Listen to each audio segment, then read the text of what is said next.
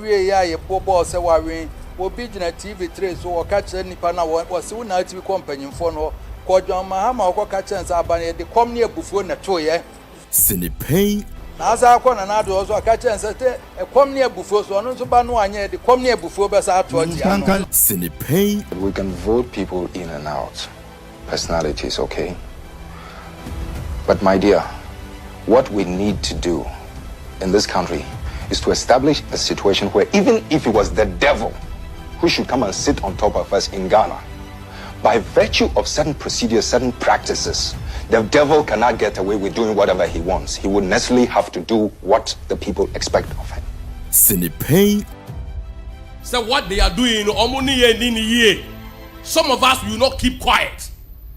Some of us will not allow you to destroy this party. Kencity Pein. Betting tax that they said they have abolished. We never collected betting tax. We never implement the betting tax. So to come and tell Ghanaians that you have abolished something that was not implemented is to deceive the people of Ghana. Kencity Pein. Messi, you bet you Ghana. Whether you like it or not, Ghana, for the youth of this country, I'll put my life on the line. Kencity Pein. I noticed that when the finance minister came to present his statement, for the first time after the inauguration, the swearing in, the majority side was heavily populated. Mr. Speaker, that notwithstanding, Mr. Speaker, we have witnessed what we can best describe as an Azan budget. Kencity Pein. But snap party mua opesa wono ube yusu position and be sabotage obi. It will happen. So long as Nyankopama ya hoden ni ebetimi akasa na e wasa platform we no. This we will say it every day to make sure say selfish individuals the minia omo pese omo ye niema to please their own self.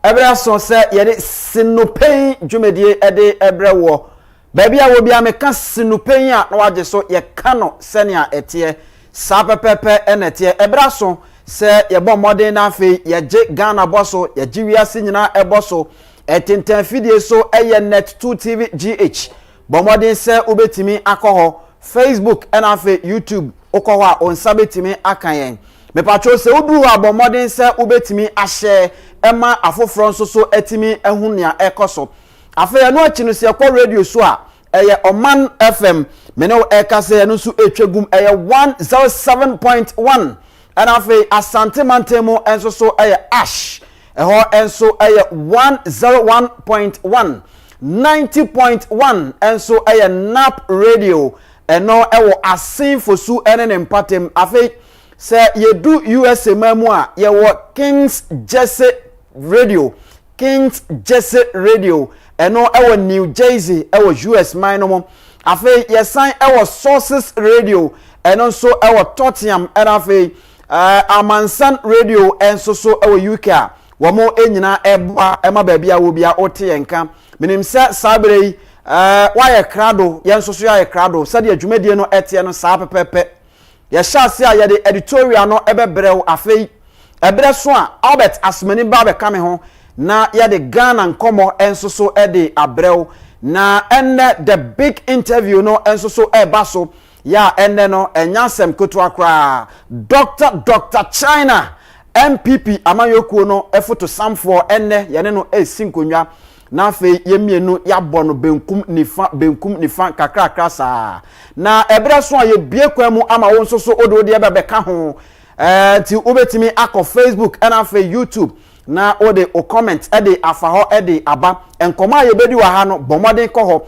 na afa wosusu sini pen na yanko yanim ya from Anthony Kofi Inkum Daddy twanitiawa Mr Inkum na afa yentoa so enko na in the meantime between time no mayenko na afa yenkofa the lion's mentality yemfambra na yeba yatoa so na fe yakọ yenim.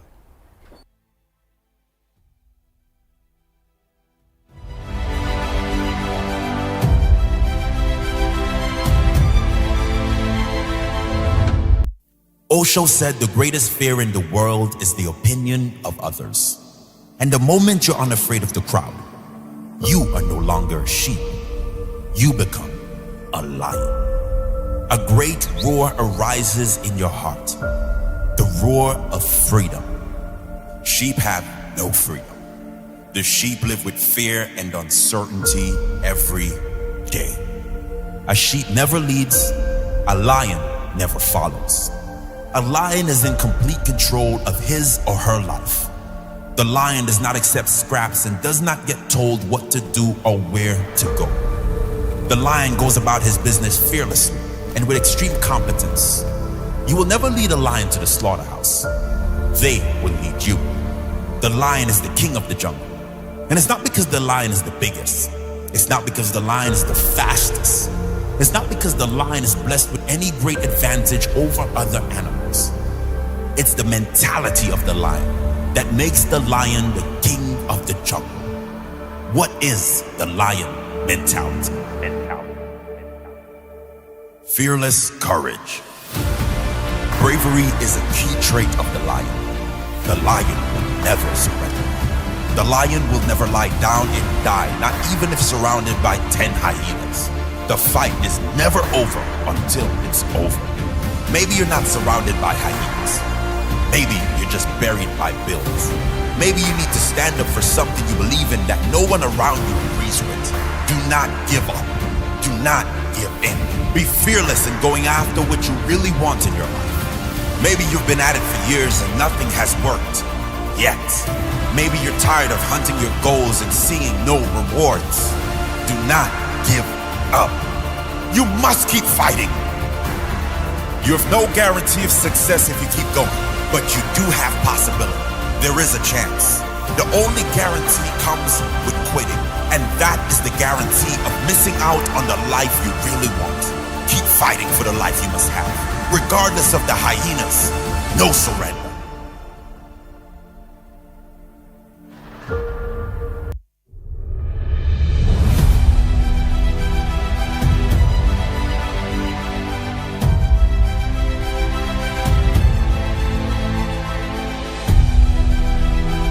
The lion's mentality.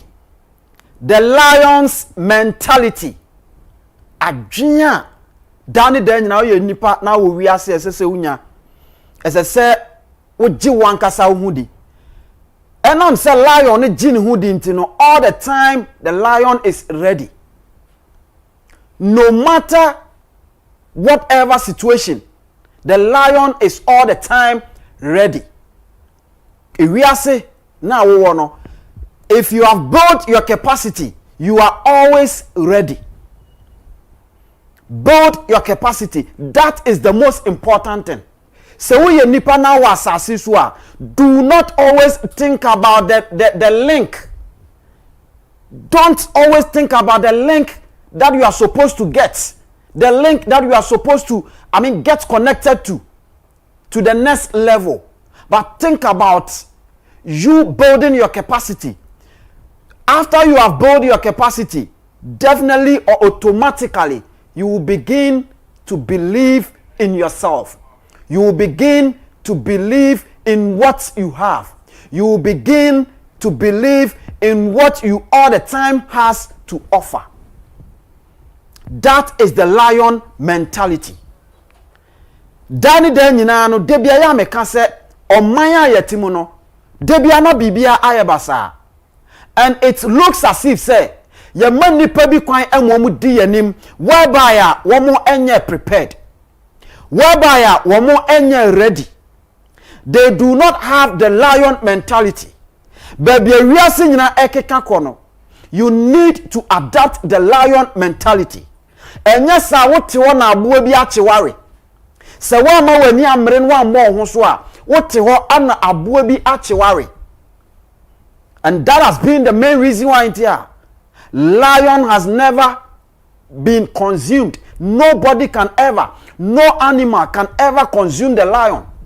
Because not because the lion is the largest, not because the lion is the most strongest, but it is because the lion believes in itself. And that is the main reason why here lion abreni na odin kunim we nipa shase se obebuild ho who we are begin to believe in yourself, believe in whatever that you are doing. Men tenase because all the times all tenase na wo twen enipa foforo wo mo opinions and sana why ye bibia pese we ya. Trust me, eniama beka chire amaw because nipa da sani no matter what adie bia obeye bia no nipa da sani benya ho asem aka.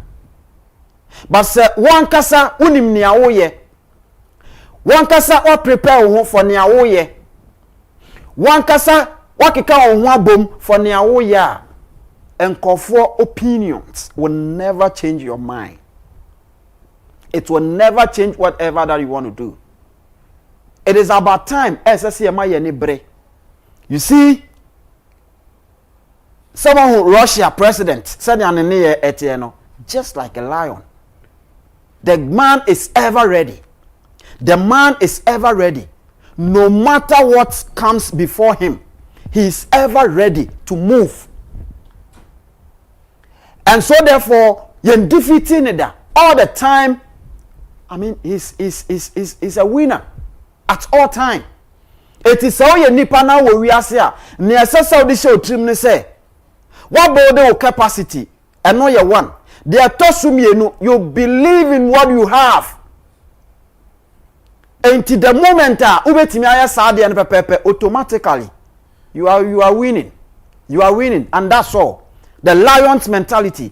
And no na me pese obia yen nyina yen yintum yen chance say ya adapt the lion's mentality. Na aboye am yakoyenim. Ende medical culture say dwumadie no eso no eye fully packed. En koma hodo aye bedi no edoso.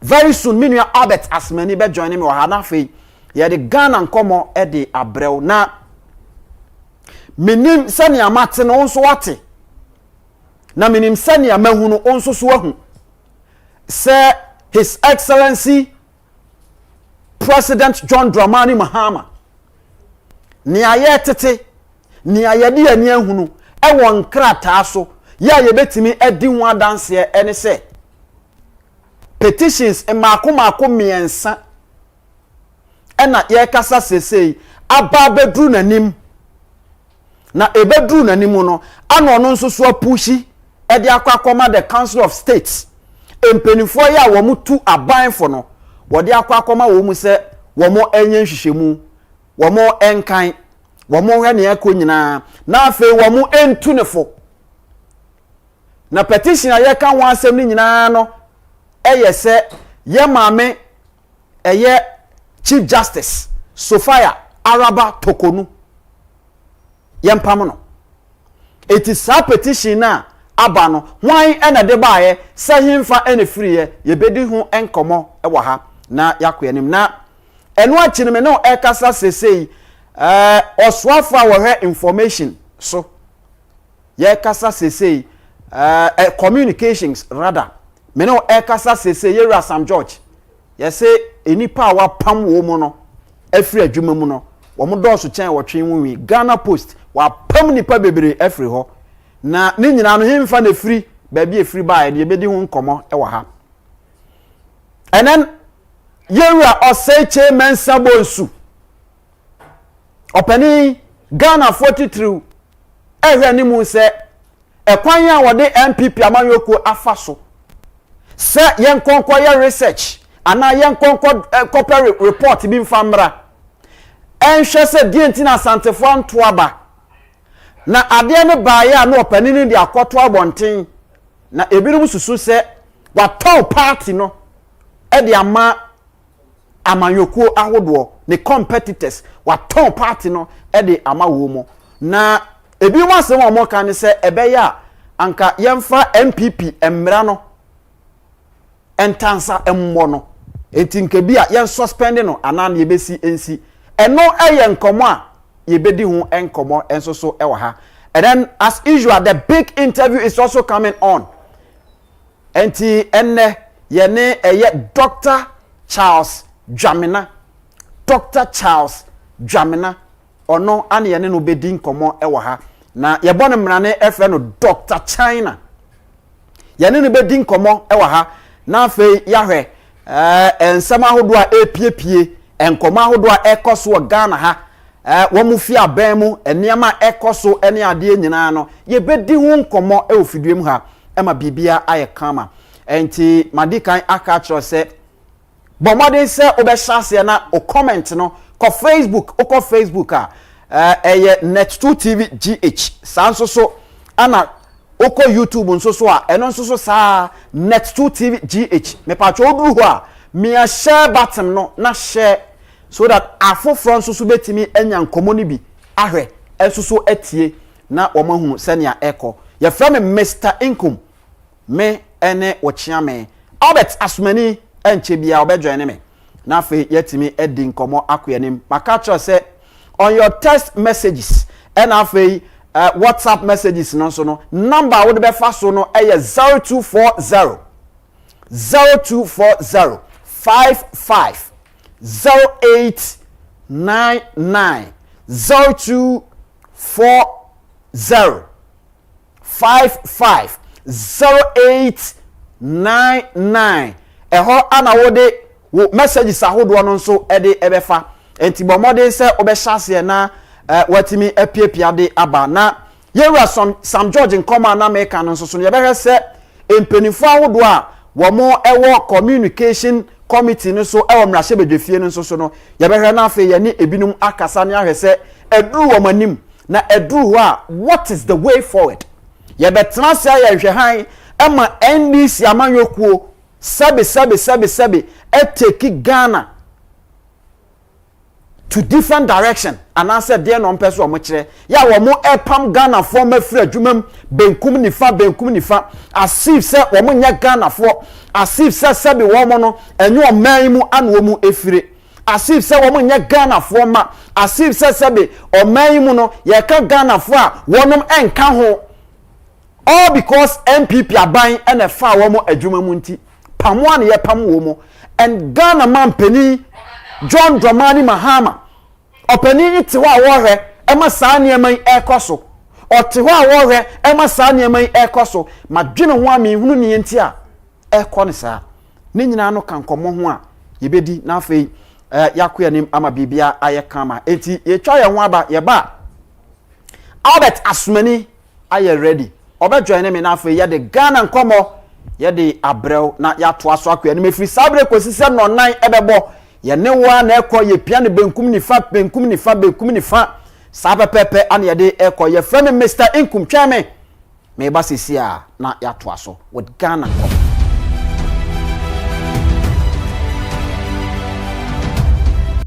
we ya ye bobo se wawen obi gina TV3 so o ka kire nipa na wo se una TV companyimfo no ko John Mahama o ko ka kire nsa aban ye de kom ne abufuo na to ye Pein Asa akona na ado so aka chense te ekom ne abufuo so no so ba no anye de kom ne abufuo be sa ato ati ano Pein We can vote people in and out.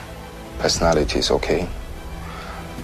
But my dear, what we need to do in this country is to establish a situation where even if it was the devil who should come and sit on top of us in Ghana, by virtue of certain procedures, certain practices, the devil cannot get away with doing whatever he wants. He would necessarily have to do what the people expect of him. Pein So what they are doing, some of us will not keep quiet.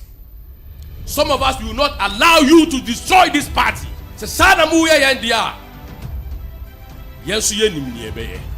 Pein Betting tax that they said they have abolished. We never collected betting tax. We never implement the betting tax. So to come and tell Ghanaians that you have abolished something that was not implemented is to deceive the people of Ghana. Pein Messi, you bet you Ghana. Whether you like it or not, Ghana, for the youth of this country, I'll put my life on the line. Pein I noticed that when the finance minister came to present his statement, For the first time after the inauguration, the swearing in, the majority side was heavily populated. Mr. Speaker, that notwithstanding, Mr. Speaker, we have witnessed what we can best describe as an Azan budget. Pein. It's not party mua opesa wono ube use position and be sabotage obi. It will happen. So long as Nyankopama ya hoden na e betimi akasa na e wasa platform we no.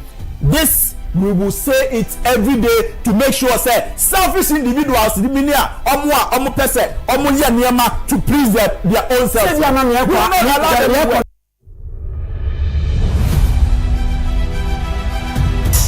Abusha ya sign emo akwa babiom e de besini Pein so maka cho se ene e match boso ne de to so aduonu nsia e wo mfimpinu ene aduonu enum afie no mo ebra so se ye de Ghana nkomo ye de ebre wo enkomo ahodo a ekoso wo mantemu enkomo a Ghana fo mabinum edie enkomo a eje Ghana fo binum esu no eno na Albert Asmani Dwanemia yedie opani etesai Zankum boko na so e nyame adom bibia boko de nyame adom sese dem se wo hwe nra ne nda mama 2-1 no ana meboa says ko se ma boke dem second ti emze 2-0 2-0 yeah and me for baby na next month baby ye head o chira wo beto ka no abre o ye head o chira go left and right sir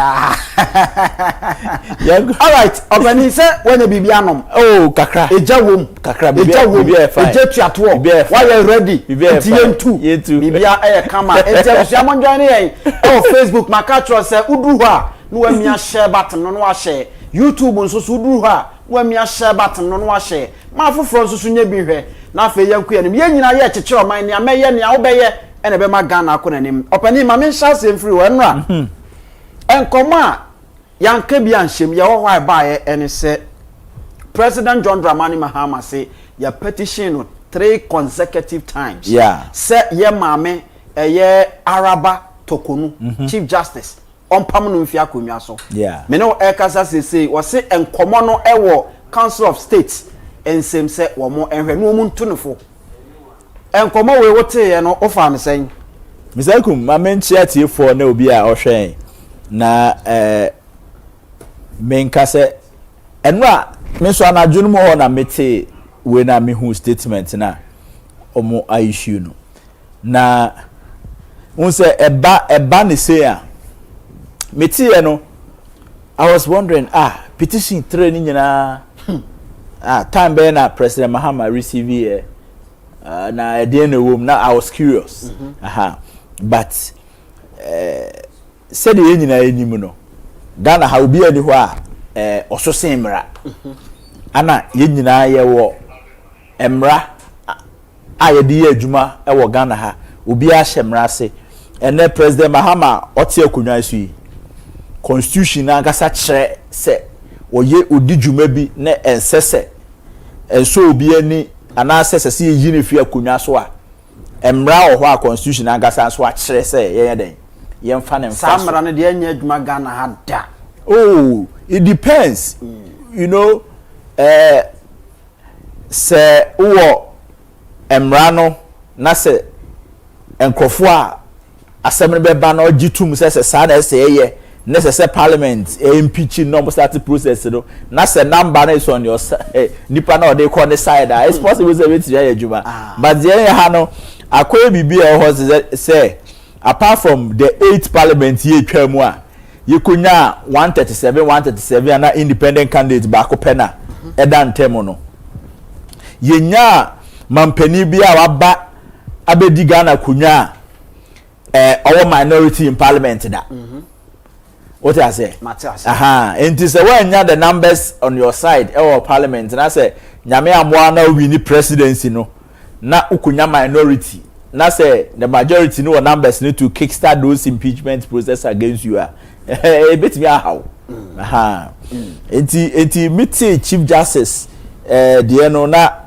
ma boto kakra but selem di kan obi ene ho a oso sen Ghana ye den ye mra no enti se obi aye bibi ana se Chief Justice aye bibi na nkofo in their wisdom no adwen se Chief Justice no ye betimi ayi no e de na fi ho a process no ma start no na em say the ohwe statement na e read na o say wa refer assembly de akwa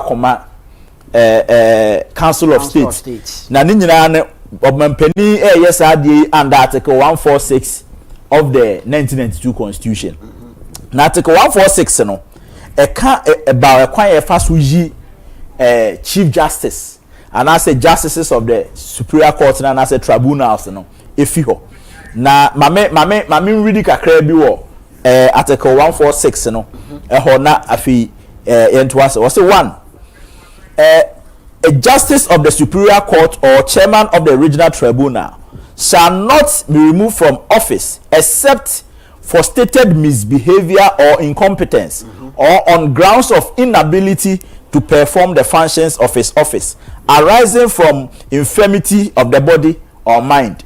Now the upper chair say superior court justice and as a chairman of the regional tribunal no untimi nyini fi office agise wadan suban bia dia ebeka say sa ne suban no eniamo ho sa anase oye incompetent na just say adwuma na de amano no oni hu adwen a ode beye na just say eno no esiyetimi yini fi ho man yeye anase ebia wayare wadwojo ana ne body no ahodin nim anase na adwen sebi adwen mu ha kakra aba enti ekoba ne sa de a on that grounds no you can remove the person but eno kran o say if the president received a petition for the removal of a justice of a superior court other than the chief justice not just say we other justices no come once more other than the chief justice for the removal of the chairman of the regional tribunal he shall refer the petition to the chief justice and to say can justice be apart from chief justice can as a president at the petition no come chief justice now the come chief justice I say who shall determine whether there is a prima facie case on that person enti eno kwa no ode koma chief justice eno no yen sha se set committee wo ho as I chief justice no timi determine say ampa petition na e baaye no there's a prima facie case on it a prima facie na as try and say e be a professional misconduct bi aba nipa no ni dwumadie mu se chief justice timi establish sa pe answer then the next one no or say where the chief justice decide that there is a prima facie case he shall set up a committee consisting of three justices of the superior court or chairman of the tribunal or both appointed by the judicial council and two other persons who are not members of the council of state.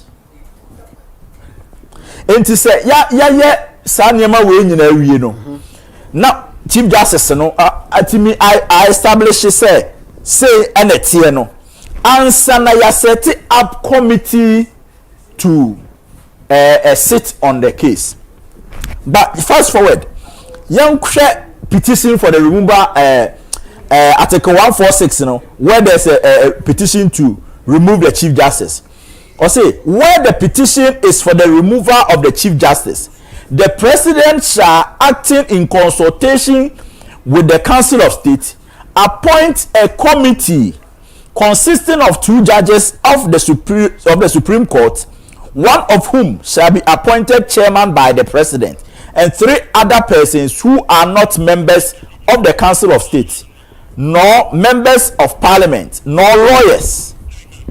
What do I say? And the Eban say a chief justice there, not just as a president, every fair petition no at the Common Council of State. Baby, minister. Constitution article 146 ewo issue no ye ahasen se o say ye be yi judge bi afi superior court ni bia yen enfa petition nkoma chief justice ye the commander yen set up committee no at the spot as I say chief justice no go further to determine a prima facie case on it. But in the case of Chief Justice, which is judge like Tibrekes and Ankasa, on what oya judge for in our penny, the article doesn't say anything about determination of a prima facie case. And today, right after the president consulted Council of State, does the president go ahead to set up the committee to look into it? And I say could do Council of State in what almost to me to say no petition now. There's no prima facie case, and for that matter, aside do you believe say President Mahama epese or interest or person sake Chief Justice no? Oh, you see, me canum say or person sake because constitution is clear. Me ti ho ni me ti trust say they are cover president.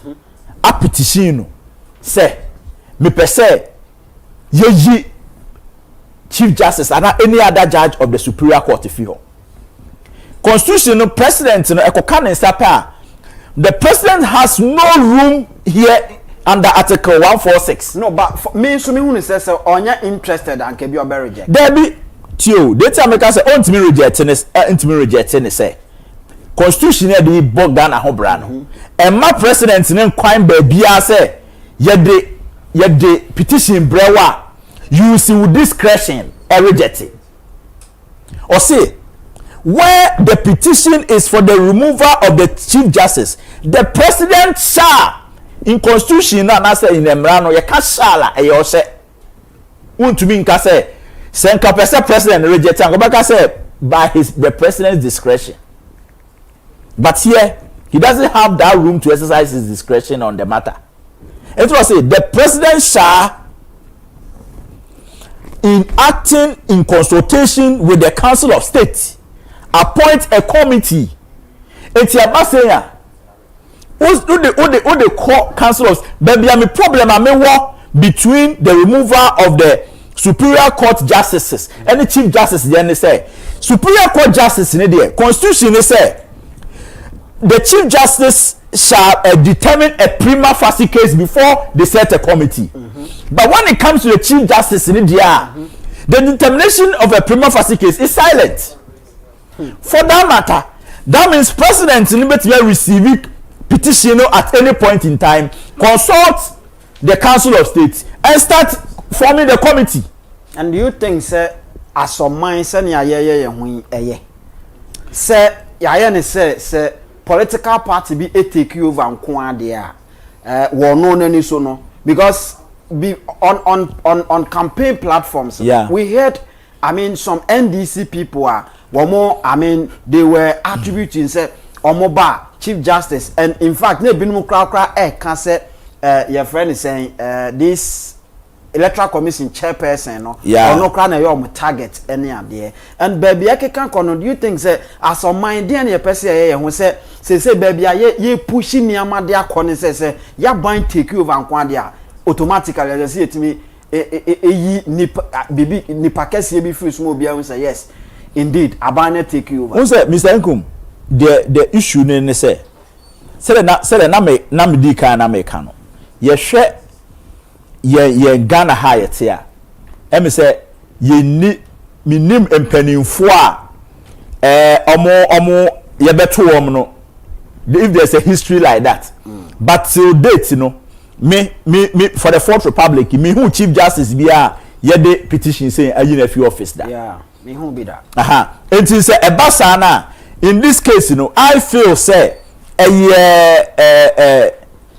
Emrano na the president dey adwuma nti ye njama president baby me what issue kakra ho na ma establish say for the constitution article 146 to be silent on the determination of a prima facie case ho ana me no ma dream no na think say anopena metie lawyer bi so I try to do a certain research on it say under President Gufo there was a similar petition like that of which the Supreme Court ruled on it say if there's a petition to remove the Chief Justice, there has to be the determination of a prima facie before the committee is set up. All right. But here is the case, Article 146 itself, under the removal of chief justice from the office, is silent on the determination of prima facie.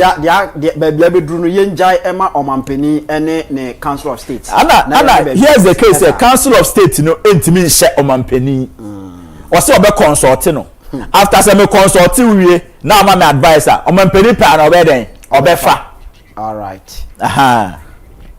All right. Yeah. Ma yanko ye next topic so now yen yes ko Ghana poster ye kasa sisi enipa hodo adwumayefo ahodo a aban dada no form adwuma mu osoafo a wo hwe communication so me no e kasa sisi no Era Sam George wasake dodo na o things nsem say ya na you saying eguso e koso asem ya kan so still eguso koso Mr. Kuma I think say Era Communication Minister Sam George ni posture what take when it comes to the dismissal of staff now agencies now under his ministry is very bad. Obekaya America create community na say NCA and penifobia ya form adwuma from even 2017 what terminate you munyina appointment. Say abaning this code debate you amoka. Abaning this case you see Mr. Nkum Ghana your constitution rather than him. He doesn't determine who should be employed and who should not be employed. And even if he's even basing his argument on the chief of staff, the directive nearby, say obi a fan post December 7 if you go to Ghana Post, my checks are that these people were even given appointment letters before the election. Before the election. So why then do you extend those Enyamano to go and dismiss all of them? Are there basa minim ni say so obia hwe adwuma so a oba odi kan away the pros and cons of adwuma whether obenya sika tu adwuma efo ne ka obi o ha e bia camera baako nipa baako betima ye ho adwuma ba be hwe na nipa miensa ene wo ho aban susu sika na se ye bo ho ban ni yetimi de ye adwuma enti as minister na so take such decisions no ebia we ye hia ne sese enti ono nko we ntina se na yenye ne se ya bonye I'm sorry to say Minister Nankasan he likes creativity because Ghana Post yenye krom ha we saw how Ghana Post was before Nana Akufo-Addo came to office. Before Nana Akufo-Addo came to office we saw how Ghana Post was na atitia pansam. Not that time for no be anya na kono post on adwuma Ghana Post obeye. It took Nana Akufo-Addo and his people obomo ebedi MD e Ghana Post. How they managed to even turn Ghana Post omutimi now Ghana Post can even send your staff from here to any part of the world. Edi to moto esa so omo ye dispatch. What I say? Emma baba mko fo mu nyina no eye luta say Ghana Post ba beje eyo kada fo adwuma. Ama Ghana Post etime brandi hu ama ne ye ka so obi yo adwuma Ghana Post enumonyam abem probably opeso take it to the next level. Opeso take it to the next level. Be creative and if you be our Ghana be our GPS address under the auspices of Nana Akufo-Addo and Ghana Post and on the GPS addressing system by a property be on address. Opeso you creative sikrom na emma nkrofo adwumanye na obi pese okọ market what to turn your macra Ghana Post be dima beje o list and I say by way of sending the list through a system no and I say app no Ghana Post can even go to market shop for you and send it to your house at a fee. They should be creative and be creating job for people. President or promising nkrofo say oba the man nkrofo adwumaye no some president no oba obeyi nkrofo aban nya magic. When they be a man was here, who said Jarabog, Abanya magic. Obian country say Abanya magician. Tell my year form a Jumano, not Abanya magician. And the governance is a continuous process. And then Mahaman Kwana Yabayu, Abaya be a term now also buy. It is if that Abaya comes to create a job, you don't come and dismiss people. These are breadwinners of their various families. How do you expect them to manage? What I say? Some judge in the posture what taking is very bad. We a minister, no agencies works under you are. An agency like NCA is an authority. Okay. National Communications Authority don't just get up and say where's the penalty na nipa nti ase a on court. How? What you say? All right. It doesn't work like that. Albert, ma yenko na fe yenye ho adwuma emra na enkoma ye die ya no na aba betom se okom ra hye a ehon soso mpenifo ahodo a womo ewo committee a ehwesa ministry no eso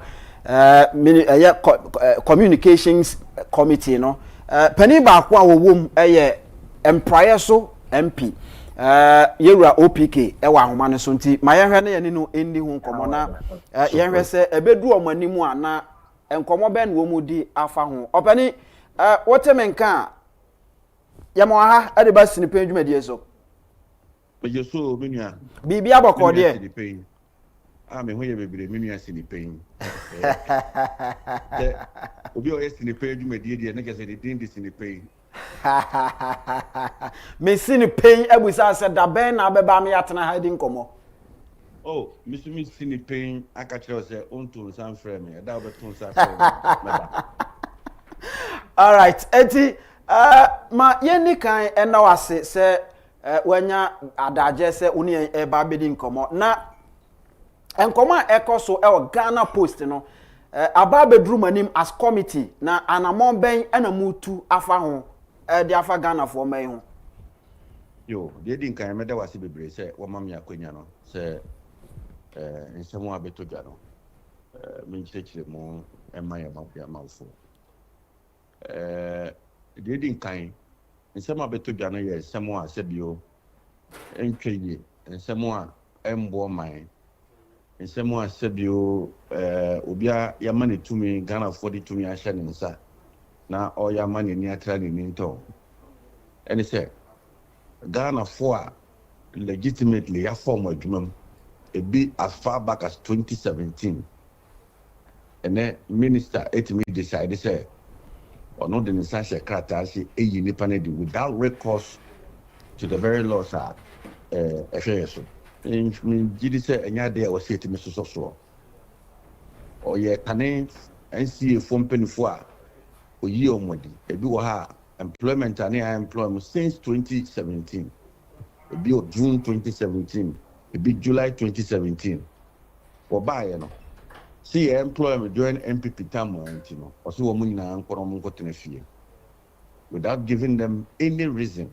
Official section 16 of the Labor Act a chese say obeyi obi edim po a o se nipa no umma no nyina so nti a wo yi na die na umma no ekwan akwanya say wo mra no mbekire mu die nti a ebia sa abone no die but we there obi ni bone bia na minister etina kache supervising an independent regulatory body to say NCA the minister can decide say mon kono mon kotena esu nti ade ya beto yenim na they didn't kind personally my ye half hour motion and they come speaker of parliament praying say on invited minister no mra na shebedwom ni mbisa no why the man is to me no say one year the oil masan so bisa some very urgent questions on the subject besi na yentie ho hwe na enra minister no and the agencies na by a committee ni maybe to the name ebisa na say one man is to me ni say onye the oil senior tie no ne senior kasa no asemo ka chem say pa yen court na de make check Ghana for nyina ne say sabi sa obi a onni mra so no yempre e masade ento so do see e wodom kuma ye be yehu dede ama Ghana for nyina ehunu be bia no kra ne da ama Ghana for nyina ehunu say obi ntimi sore prefupɛ enka say wo mo ya form aduma no wo mo nkoro mo trefi enya sa na ebu man enya sa na ehekire man enti se mo busa no o se wo committee level no asemo anu yode ma mo no se mo pa mo nko court ye wo emre bia se bia mo frɛ no se omra monim na wamba e omra hye bedwefia meyi ne ho anu ye se de ehwehwa ebetimi aye ne ho adwuma ana we are hoping that your speaker of parliament ebetimi ma ho kwanya na minister na pay ni yebisa no ye mam yebisa no pension no so see I won you say your numbers in parliament ni your numbers are which me they are suspended as MP and I see the because the oil, you know, looks like it's playing to the gallery of the NDC or no and NDC for no S3 but the American channel is there one can say there's tomorrow so even if we are unable to overturn decisions that will take it in this current dispensation. It means let me make sure say, and then date ya all bunna they come for phone. All keep it date no on the diary. Say baya, yama phone. Ebetimi ehunu. Say that be we banna na ministry ho na or just same thing na almost some job no be did there. Na Ghana phone you ehunu say the bonny or yeah, whom swakatia and our own. All right, honorable ma me na wase na producers no be din komo na fe yetimi aton safro na ya hyeda edin komo a Ghana for ehwehweti wadaroma. Medase papa ye ne honorable Davis Ansan Opoku wono eye emrahye bedweni ede mo manfo a ewo empraye so ono ane ne no edi enkomo no na medical culture say enne big interview no baso na nipa ye ne no edi enkomo yi oye medical doctor ya woko ni school ewo China enti eba no eye medical sa wa ben papa na ono akra no sanso eye NPP amanyoku no futu samfo meka futu samfo a mepese me chese ono ye national treasure edema NPP amanyoku no na openi enche ye kra no na oye deputy Ghana's ambassador to China enti enne mayire me hona mene no aka China e ofia ha ye frame Mr. Inkum ni amene no edi enkomo no eye Dr. Charles Dramina openi akwaba enia Mr. Inkum bibi aboko de nyame adom no mpaibo bibi aboko ya da se papa se wetimi abaha dodo na bom na ne from Mr. China Dr. China no ifri na bai yo medasi ma mindi kan chia etiefo ni ahwefo chichi omu nyina na onim emre bi atwamko me kwa kansie ye primaries o kwada so abato mpesua so na saa kansie nimu no na nipa insia ana yegina na nipa insia no na emu enum ewo emu nine wo title of doctor. Oh, okay. Enti one time I call one of the electoral areas a campaign kasawe na polling station for no back sorry and I say kodi sisi na doctor branch be free hako and a doctor for frasen remu a kasa me dem I confused doctor we no ne why and another polling station executive ono susu timu bi say ono so sorry say unim we ni doctor na o free China buy no and on your bisa question oh yeah Dr. China and the better Dr. China eti kwara so about to special so for me chechi obibia consensus chairman bonabo edini executive members bi chechi abunyina enti kwara so na edini free buy na Dr. China ne ababeka MPP politics. All right yeah that's papa say waba na yanshe nkomo twetwen ase say nansen na Ghana photo samfo yewura Dr. Kesel ato force and ekomra shebedwefi a oman na kon mabosika ode betu yanim say 2025 de ne aban ne pese oyenie I mean allocations are omo to various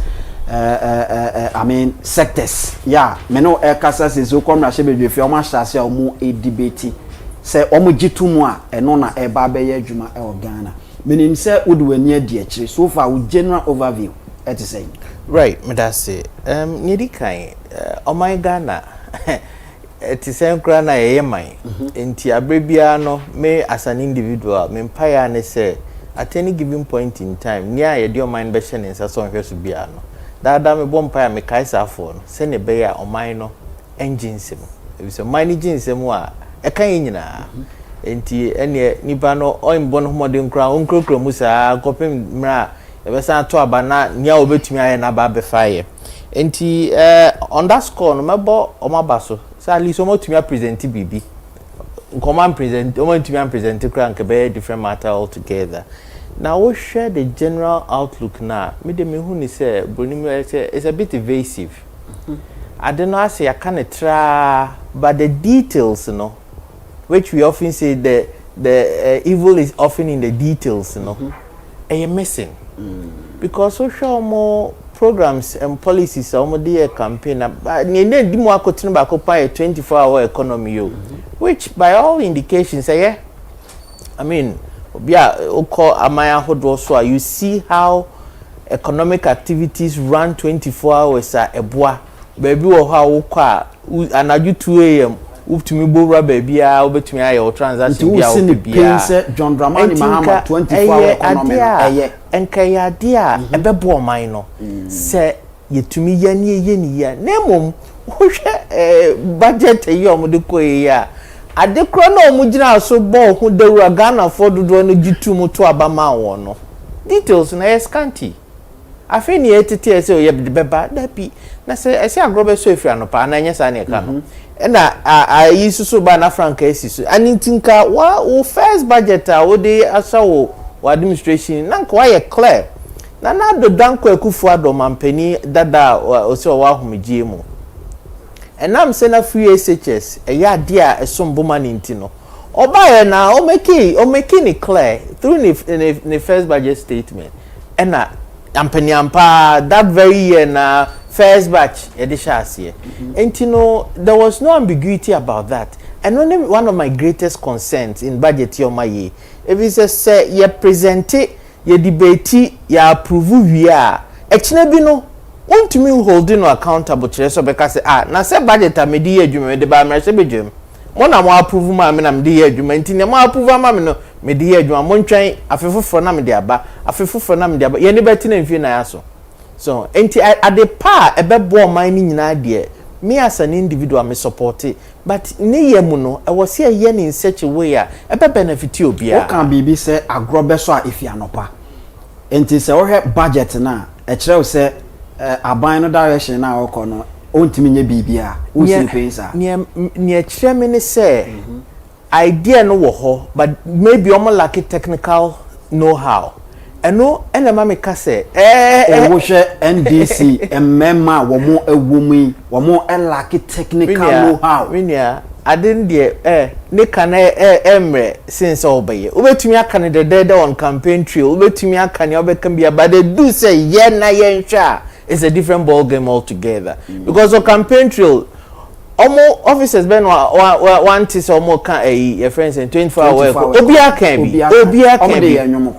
well enyom kra de man timpo enti edu ni ye na you expect ade ayabo ho de wura to ho nyum nyina no eni edu ni ye say ye memreme ana meboa but we are seeing the real challenges afina ye say the details be enti dem kwa details be nko and between time amode year campaign e dey come manifesto ni ade mo ntumi anhyehyɛ amfama amana reflect wo ade on the time amode free SHS e buy no it was some sort of special initiative intina e wo aban ase e wo aban ankasa na ehwe so the same thing almost who say 24-hour economy no so precious to the government enti omo koye hu adwuma ye di aba yesi oba ache wadwaya o siesie no hu ye we dey ye be hye ani omunsiesie hu ye pa is a Ghana for any da so me dey nti na me sha se me ka se me bompa ye ma wo se ade we enye ye na mbwa Ghana nyina but me asha se e dey me as an individual no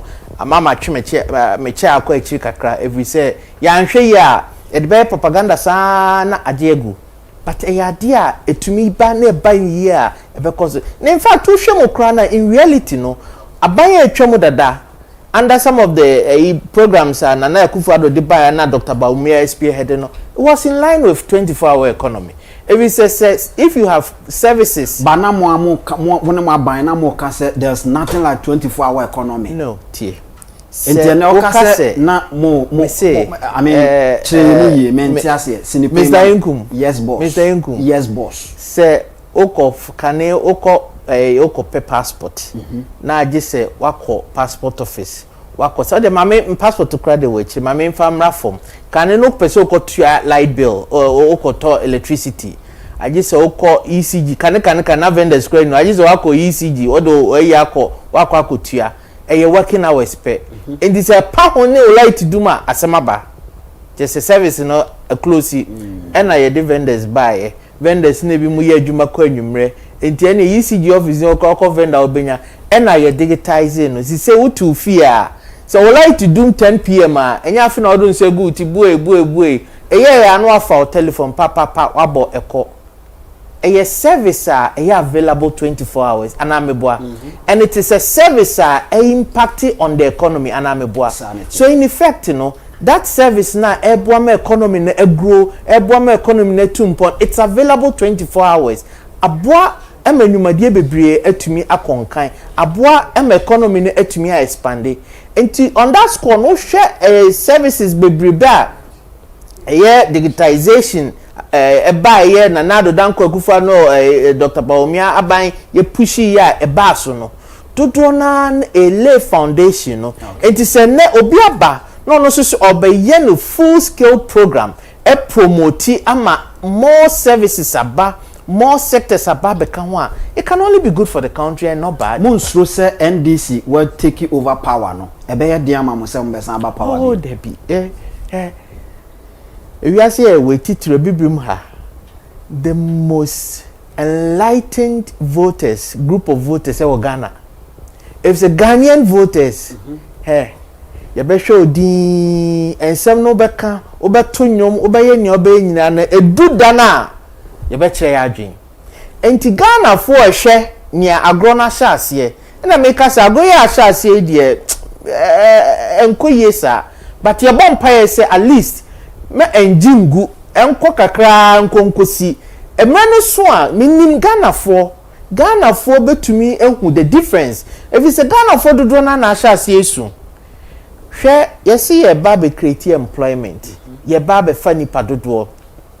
Ye buy budget ye di buy me who anything special create sa akonya no ama dom na ba again kakra na ewo mu no nsusu ne ye pamo I mean enya Ghana for na ye adwuma no omo edikan budget ni mu no ohwa there's something they call big push allocation o ma ya ho no eso ani and then osan ehwe banka omo ebebie di ama emma ni nyina no ohunu he Dr. China minia Mr. Nkum big push aso akofa we mu kura anko famba kire se big pushy ayeti se akase o me be siesie hanom amamo o ma na fi me be siesie ha be kra be hwe me allocate 3 billion e di amamo me kan tra ne woso ye ni doctor 3 billion den siesie ne den important na oba be ye ebia na 2 studio me ha say may say so you can pin me down when it comes to accountability and ameboa na wo jamra me kan trasa ewi an say me sim be siesie enti me banam the painting ko anfa so am sim siesie ha wie frakadam sa 3 billion ase me no asoso na STS nsusu bae eno so ye be massive housing infrastructure 3 billion frakadam so eno ntino se big push no eboa Ghana but o ma yen fanya propaganda let us drill down big push there then ye be and you be say o say ye kwakofa aba I mean how can it be say sadia nanka NPP ni andis nka different bi ani a difference won bebre because monso keka niam bebre bi ho no mo a monso man kire difference won bebre kire say ye see etusie yetu mreni a kire si kura yetu free mu nya ye kai nyina na ye kire ye yes see be agenda 111 yan kan trasa ye drill it down ekire bebi edi besisie enti nei so wo fan krata ye ka se edi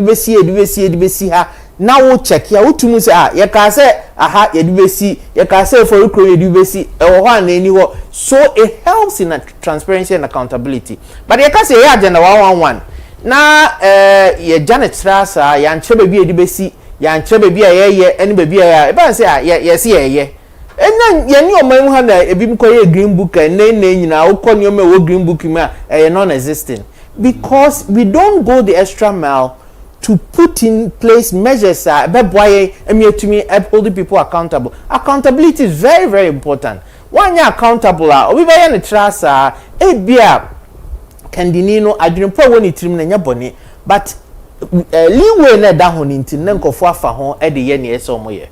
Until any pet NPP and this is papa. Sinipin Emame say NPP, NDC. Mumu wine yet the better manager of the economy. Oh, minia. And can do it then send almighty you for craneka. Now omo catcher say it is very, very clear. You will abide call. Governance is a continuum. But consistently, okay, and past historical records, you can see say one particular political tradition there is real growth. One particular political tradition there is real expansion. One particular political tradition and confirms a new another political tradition the reverse happens. And we show more NPP, it's the clear. On the other side of the NDC, almost was more can say more good when it comes to sloganeering. More very good, more so loud. But in reality, no, you better not hear any Eroto. Entisani also can some almost so bomb de mutokru. Say obi enu ho de ni sa bongbachire ni fie anamebua. But what do obeye omo mugina nche no ade om de na ebe the better judges. Na make say me na obi same no me can't na obeka say of course me fie nti me the right hand ebe chere not the left hand. Na make sure say let the people look at our recent political history and they will judge for themselves. Say, in reality, no, NPP government there are more social interventional programs.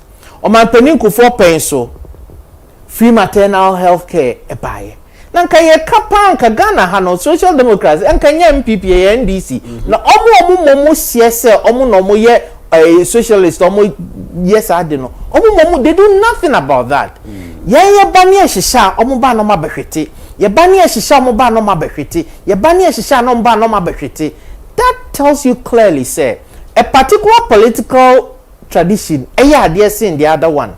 Epia nia ade no ni sinto kakra ye holding on to power. No na ye bia ye challenge because senka ye nya sa political tradition ya etumi holding on to power. Tise na nano ni try say be break it here entumi na yetumi holding on for maybe 2 or 3 successive terms. The country will be transformed. What makes it too difficult for your party to hold on to power? We say I didn't know you can't have it all right. You can't have it all right. Enipa da seni ubenye obi a wabempa se bia na ni human relations enkoye kakra. You understand? But udi ejuma man obey kama.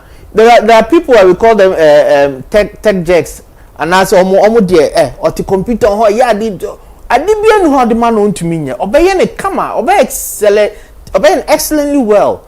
But sanipa no bia no in human relations nyanti what judging on that score beti. You understand? You mark him down. But what judging on the performance obetwa. But politics no encompass bibia. And you may be good at performing, but human relations in electoral before. Anything I make say, bia na bibi kakra wo ho as a political party as ye and I believe say ye koye be nyina no mpanifo hwehwem se ne be ya bebi asinto wo bia no ye betenetene no na nyame ya adom na 2028 ye sambe fa akunya na ye tumi atenetene niam ye na sinto no ye tumi ayi afi ho no na ya tenase aye Ghana ama Ghana ye krabe. One initiative party ya otia konwa so ede aba ya omugo so kan wasem se omo ba be ye labor export. Wo watna China mfie bibiri akọ school ho aye adwuma ho unim senia eho etie. Now don't you think say sadie we ya de kese be boa Ghana pa say ye de Ghana former betu kwan akọ China akọ ye adwuma e de aboa China ban na yenso ye nya sika nkakrakra senka we no we nyina no ya ade kese pa party ne de aba na won say as an individual again I won't condemn this policy provided it is done and done right. Now Oshe ya penso krana it got to a point yeah the nurses echo the Caribbeans echo Koboy. It was a structured program because u training nipa na nipa tifie we no tifie na owo skill set na when you so with time no obey ninsa ngokaso obey rusty enti wo de kosa na at least anye bia no ombetu tax any ade aban benya esomfa so in principle as an individual I'm not opposed to such a policy but ni yemu no any sectors no ene ese ehwe ne eka and this for dia eke matete say ye the doctor say ba be koni ade hwe ebeye nwanwa say wo ha ofie hanom na more a lot of staff maybe more cleaners more technicians but more journalists a few now be labor export and now ko sister station you say me the journalists na ye few ni mum and it wouldn't add up with it and so kasi I won't say enkoye me ne madam fu bi din komo no ka say unua na wo even doctor to citizen ratio e wa Ghana ha na nkofo so mbe ya labor export so mo de doctors if be ekwa na chese still no enunti na make say ye gina fa akọ. The policy in principle is solid because there are so many sectors of the economy we have excess of labor you bet to me export bidiako and in a structured with government and by extension the nation will benefit but there are some critical sectors near one kura no enso enti say no na wo do ani sisu sa okwa then you've misfired. I don't think I make us see a beye near year, then it will be good for the country. A beman kofonya more exposure because nipa na everyone say or the nurse your more nurses would not call wakonya exposure or 2 years 3 years waba oni nkofo so interact oba why hansen ho anameboa into oba be added to it.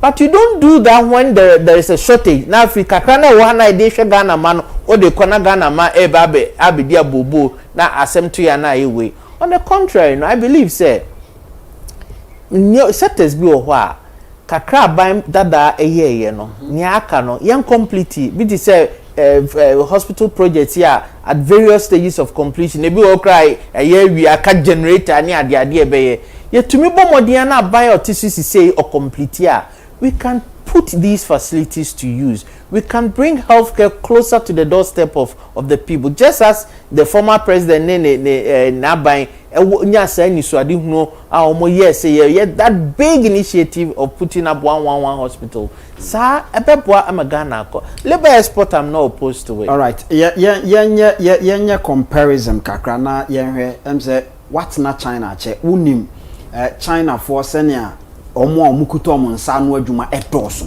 but aha oba Ghana ha kame akwa ese mostly obi a twen se obewie school na aban ama na adwuma as oman do you think say ya yire ye ho aye ni yi in terms of abia ye encourage Ghanaian youth ema omo ankasa take the mantle upon themselves atimi ebie omo nwuma any ade krasan fa foforo egum.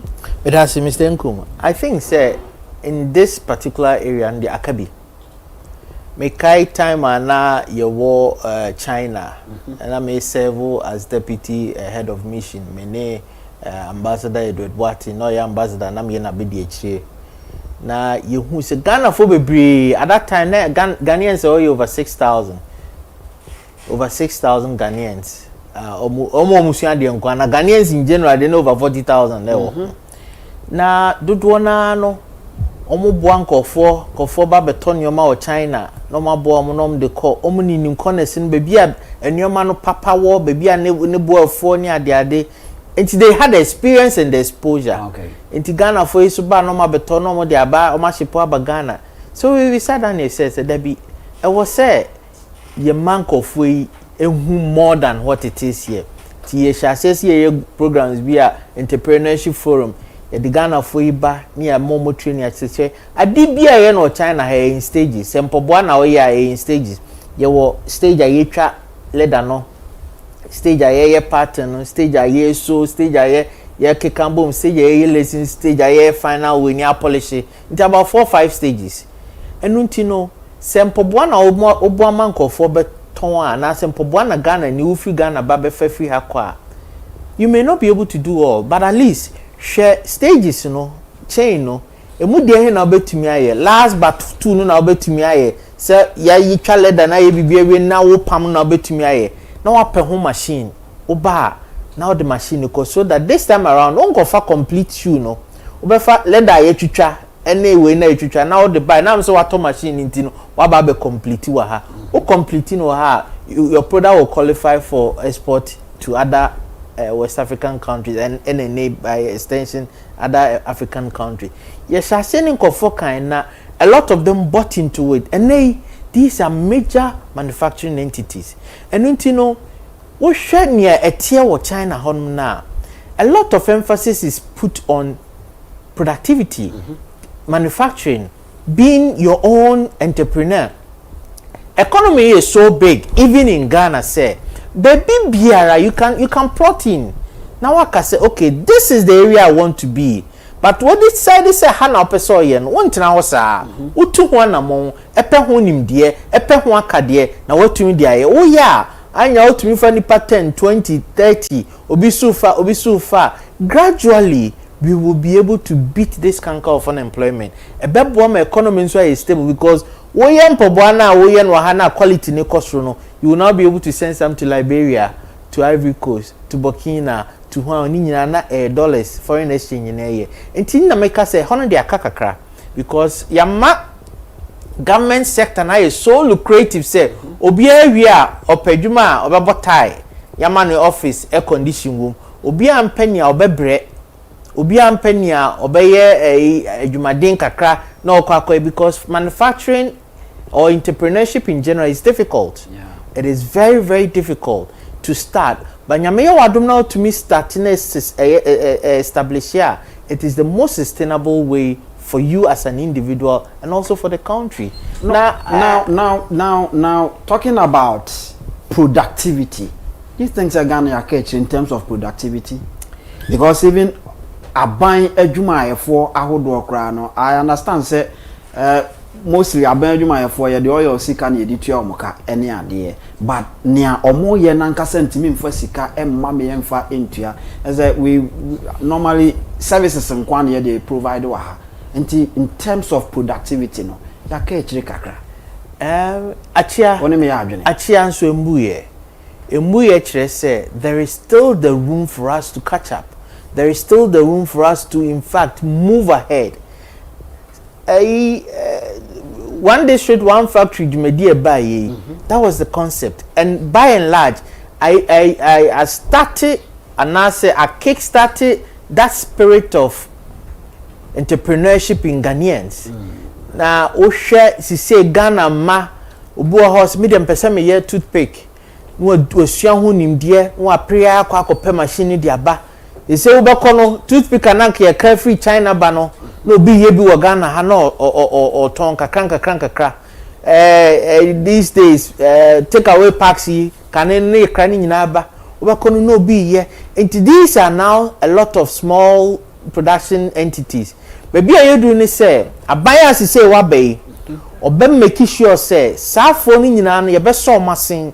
Na ya more expanded, almost some major. No more bigger entities, young more magic, no more young capitalize so they become giants because we can make it here. Sir, and I China 50-60 years ago. Sir, no more shots here. Now, almost so many kakanka, baby, no, I technology, no, I could try video, no, I could try it. Those times, no, because Chinese are not allowed to use cameras here because they will camera. We chat, no, I heard design, no, I video, or try and error. Now, farmer. And to those times, products are not a few urban and then papa. Yeah. If you say, almost try and error face now, no more. But the name. And I'm say buying encourage you more, buying so massing, buying a creative industrial zones more monintino. Omo to me developer do in pempen so bia. Omo product quality no a bitin am I be. Talking about one district, one factory. In 2016 within your manifesto it was that very big thing. But yenyanentie ewo bra yera Alan Kojo Chematen as trade minister. Or say or no ankasa and no ye the brain behind that idea or buy no them say the needed supporters and come the man no ye say any banos no more year free na say e de akwako e de kobe for so it means say NPP are buying mobile konwa so no one district, one factory, and can make it that bigger impact, you know, man that needed support. Minya, waka, sebi, mimiti hey, na mini ho, and na mini juma ministry ho. So very difficult for me to speak to that matter. Say, no kind and no crying, no cry. But what I know is the output out there. What I know is say, and they maybe real harbor for not factories are springing up. In your resource, I'm not more. And to me, I do baby I but it's made a lot of impact. And making impact in the sense, creating employment, and making impact in the sense, among Kofonia and Sanunuma, and making impact in the sense, among Ghana and Kofonia Bahon say productivity is the way to go. And indeed, what should I say, any probably 10-15 years ago, now beside school, Nibi, and they. I'm happy to say that there are some people who use school no bizarre say, oh, I want to be an entrepreneur. Why do you want to be an entrepreneur? Oh, well, it's the best way to go. It's difficult and all that, but I can make it. I believe I can make it. And I reflect in the culture of Ghanaian. So yes, we are in the right direction, and that is what I'm saying. Say, me bon pa ma ban our better so some more for politics and ni su bebre, on for propaganda and ni su bebre. And the power hono on twaso on shemukina na emboa, because as I'm also an entrepreneur. I've been an entrepreneur for 25 years. Manufacturing entity I'm starting guso ye adwuma sisi aye ka say enu nti no say hye papa na beboa ye nyina ye nya ho faso hye ne ba na enye papa ye nyina nsusanso ne kan enti e bompa ye ma ban ya otiso e o mampani ni na ban say omo ima propaganda ne mrafom na fi say no propaganda ndi omo ye election propaganda emrafom na ye ndum be ade a omo nye ye de sie ntimi nkasa emrafom omo senkum u sini penso omo ye propaganda omo ma propaganda emrafom na chese omo ye na ye nkoyanim na nia beboa Ghana no ye ntimi mpushima ne nkofo Dr. China o hwe NDC aban ya otesu ya oye propaganda Mr. Nkum any propaganda if say okase o de 24-hour economy your flagship we na de aba na o budget o de aba details ni mu ebisa say o mekwa kofa ba echi say no nya propaganda medium propaganda e bia over school me that na me say yen tone down on the propaganda say your flagship program you are really committed to it, you know, you make it have meaning and reflection in your first budget. So oh, this is indeed my flagship program. Say na me pesa me here no, we any incentives e wo ho, we anywhere wo ho, akwanya wo ho ni. This is where we hope to get to. And unti e china bi no ana afeda ye bu company e kwa kwahwe ni akoso e betumi aka say we ni KPIs utumi nya mu baako aka mienu and ye ana unya mu mienu aka baako ye bo abaso ye show na na koye ne esefata se ne be betumi akoye ni we propaganda fi ho a enyomo onyina be clear ye betumi akoye ni. All right, we'll check it. What time now is exactly 19 minutes past the hour 3. Mene Dr. Charles Dramina, your born and running friend Dr. China, or no, namine no aiding como, or ye NPP, amanyuko no photo sam for eti a banana you say moi, Nataso ede, papa. Ubetimi ako Facebook, na fe and comma ye di no susudruha or comment na or their file, ye beji brenia kind. And also on YouTube and so no at the same thing. Fafa or bribe kind at the amount.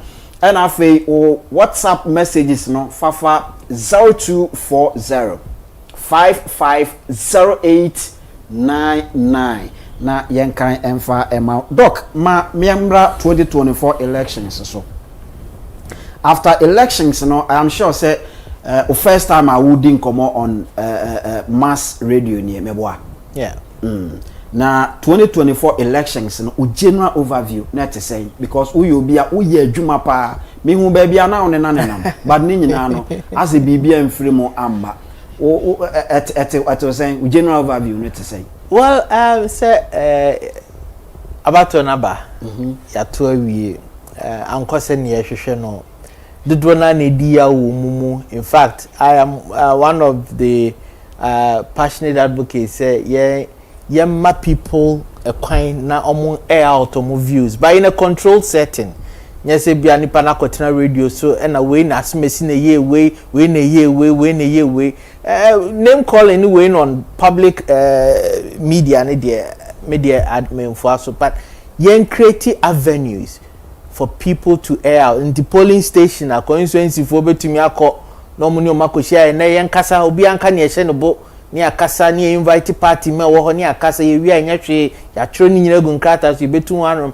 It is part of the healing. Constituency a region for betumi akọ ho and a constituency we yaba ni ha obi ano bi anka nyanko ye no monka ene ya ye ho komo ni utwa bon ho sen ya ye ho nya de kwa bontin national yenye various wings yenye. I'm strongly in favor of that. Senebeya, people will have that opportunity to vent out their anger and frustrations.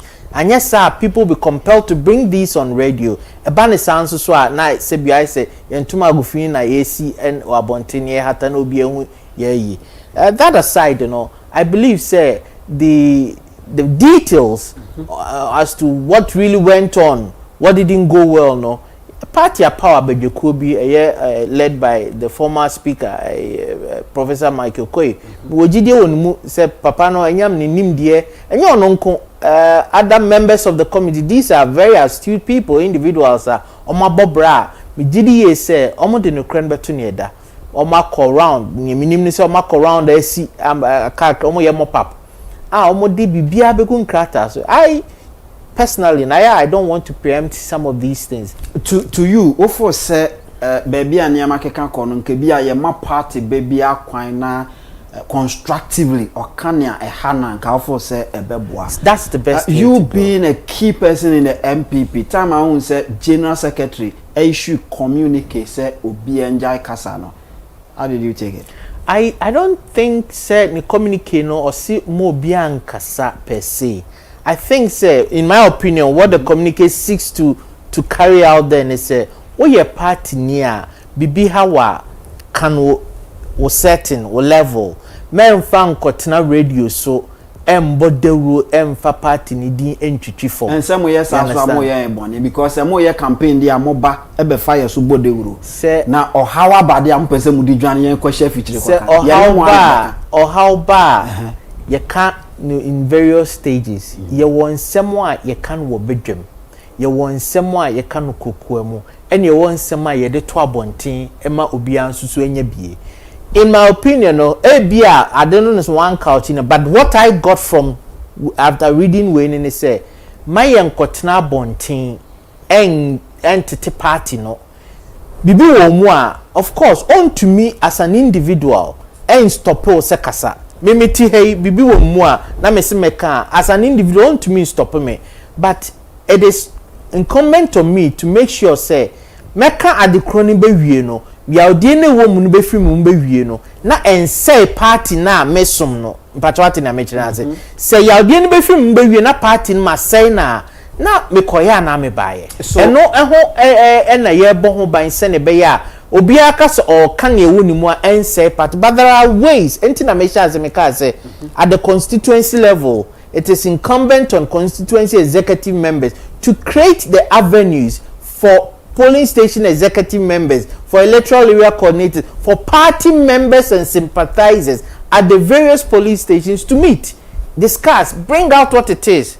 Nani pano watono. Enyema ben nsem ben ena mo for say me come for say me pesa me kire say we are part of the national executives so nti sa na me pesa me kire.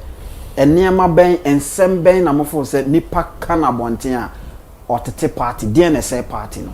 Oh, minia say emfa say me no ewo ho ye enua anaye namfo na wakoye bibi emfa say entwa yie, you understand.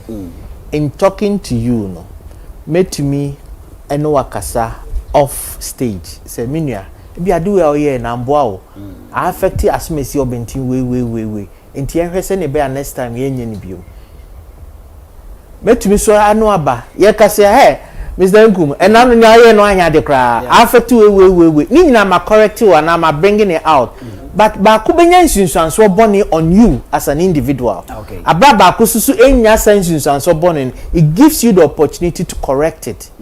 As a rational human being, I would choose near me correct you be we no enya nsunsuan so boni also, and I believe that is what the party is trying to say e kwani de wo ho and as an individual I believe very well say e was so bienya kwan kasa ya metie me so mo nsem ka eze menya kwan kasa obia but yen can in such a way see ye bewie no na party na yesum no party na enu nti ye buafu a ye di ya we mu no yen say party no if you see ye bewie ni say party na we now have to put in extra efforts to rebuild the party. For instance, Kofu Bebe na aka say I say access executive members obia and I'm all for it. Me national officer, national executive, and to assess me performance. Ejuma ben ye de share me nsa campaign yi mo. A B C D ne say ye. Me to me ye ne say ekosi say who assess me, that is a fair criticism. You understand? Nti me dey me believe say ye to me assess every individual from national chairman to the last person. Ejuma ben ye de show obi answer ya assess ye wo ye kosi ni say ye ten ni wo si ni Pein. Sa pepepe and a campaign team at the national level, campaign manager ni dwumedie na te say or ye ne say ekosi say we dey te say ye individual assessment na eboa ema ye hu sintoni ye ma ye lamping up ni e ka so munyina obi anye say ya will not be fair to the system. First of all, it will not be fair to certain individuals. Secondly, and thirdly, we'll be overlooking certain critical things. It is baby I'm one say what say amount for a pass general comment say all the national executives omo anya de obi an resign obi an fa na dwuma nto ho a we am show. Oh Debbie, say sentiments people share. But these people, no, when they come to terms with reality, they will agree with me. As I believe you are agreeing with me now, say, Ejumanu uhunu kuha obia woni role play. Obia role play. Unless, of course, yempesi ebehu near a course so. But yempesi ebehu near a course so seem to a buyer, na yetumi correcting or going forward that. Then I will say individual assessment as against obia KPI say the man. And it's a war asimesi will KPI ABC will hold you accountable to ABC. Asimesi de ABC will hold you accountable to ABC. Tie we are near share the collective way no. E banisana it will be fair. E ma yen say ABA adio aye ni say no e bi kra mu anti next time yen sesa no me emfa we ma asimesi me emfa we ma obenti ebia ni the skill set in do national executives baby ana wote no adwuma na sese mo ye pa ma party no ka bia odi nkunim ana so se de tie bia no madwuma mo sheda ye ne se de sese mo ye no I believe say political party bia no ne botaye baako ena ne nkra bata wo ho ne di kan se wo ba wini political power na ne to so wo de ideologies ne wo human resource base no aboa in executing policies ebeboa mo man na konani enu nti no enye national executive nko party ba bia bi o ye committed in the party bia no ni nisuade hunu se party ni bedi nkunim nti obey na afemu de se party ni betumi nya ahoden edi nkunim nti or the part of party ba no eni say ye koye party bibia kobi ye bo party hu de wura bobi ye the party t-shirt ba shebi so otua odisa no atua ye se o ye no aye na executive members ni so de ni se obehwese enhyehyɛ de agu akwam no wo so bedi so na party man wo issues bi a obetumi a wabo omo sa pepepe na region for no hwe constituency ni so sa pepepe na national for no so hwe regions ni so sa pepepe na campaign teams ni so obi a one specific way and it takes me back to what I said earlier on say so one no individually now one individual assessment you will get it wrong. You will get it wrong in a sense. Any system in a fairly. So now individually, one amene wo etia, wo as national treasure, wo ye adwuma ni ye, baby anesese wo masikako, baby asese wo di sikako hye, ene ade nyina baby ase wo ni pedua pie ho, wo ye ne pepepe.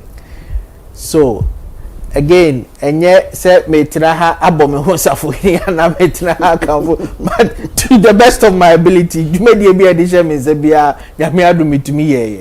You understand? And often you will not be the best judge of your own output. The people out there no me to me are judge. But as far as I'm concerned, ABC and EFG and then the table I can Dr. Jomna, wo you media would do a campaign anyway, dwumadi bi ade hye me se bia de mitumi eye alabi gusa nkomo nyina ne se ono de go na ya ohwehwe player we ball player we anyade o ne ohwehwe ne se team no etimi ewini ye looking at Ejuma NPP as a party mutimi eye na mohwe ne mu se mu betimi e break 8 na mohwe baabi a Ghana for a logo mukoto ye ya 2028 Ejuma no enya den mamo on say makana severally say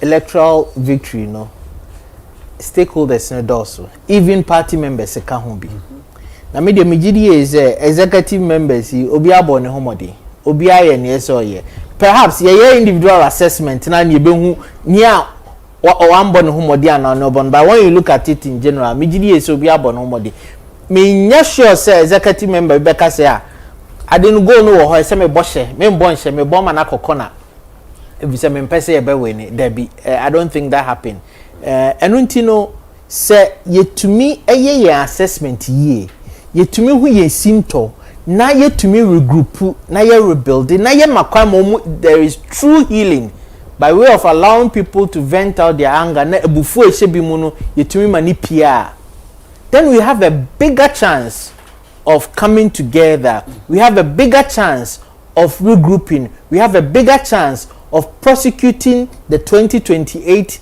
campaign and securing victory. Don't you think, sir, as I said, money me ya adwene say baby obi abekwa ko gina obe share ne sentiment, obe share whatever be as I say mujai no ema on ye de ye. Sanse say baby aye chechira boa no ehwa na ye ja no wo.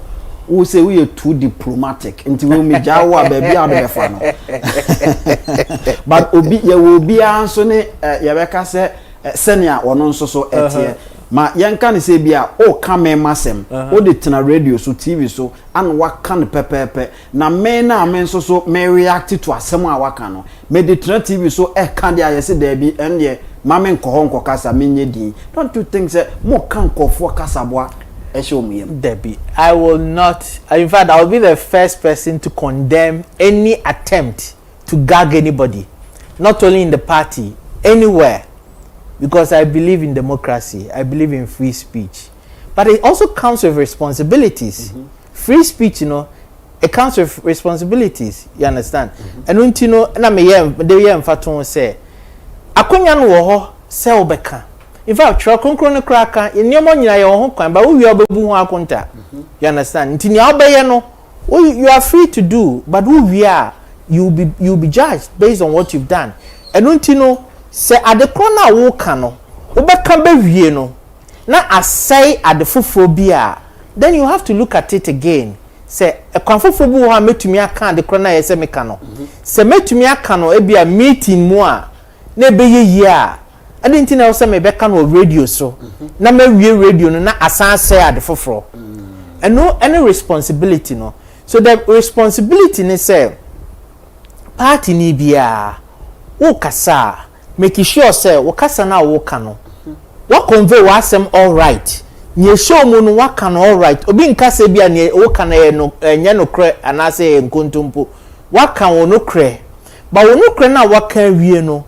Enya isunsuanso boni in the eyes of the public on the party ana set sadia no krena opeso wo kan obetumi aka no baby fofo obetumi convey no krena out pepepe na we wia na afei no enya isunsuanso boni bia wo party mu.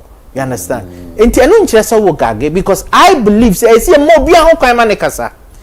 In fact sa adina ekoso ebi mu mpese bi mbekasa na I condemn it. Yemo bia ho kwan ma ne kasa na emom wa wo kokasa no make sure say obeka wo no kure ni be wie no na wo mfa party ni din entwitwi fo.